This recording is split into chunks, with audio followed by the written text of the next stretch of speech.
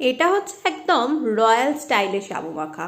একবার করে দেখো, গরমকালের দিনে এত সুন্দর লাগবে, পুরো পেট ঠান্ডা করে দেবে, মন প্রাণ জুড়িয়ে দেবে। তার সাথে যে কোনো উপোসের দিনেও তোমরা কিন্তু ট্রাই করতে পারো।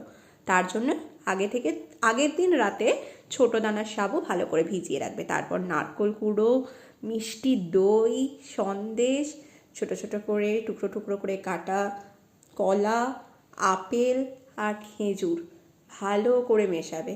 আর সাথে দিয়ে দেবে মনের মতো করে একটু কাজু কিশমিশ দিয়ে, হাত দিয়ে, এটা কিন্তু হাতই দেবে, একদম কিন্তু চামচ ইউজ করবে না, তাহলে কিন্তু সেই স্বাদ পাবে না। ভালো করে মাখবে।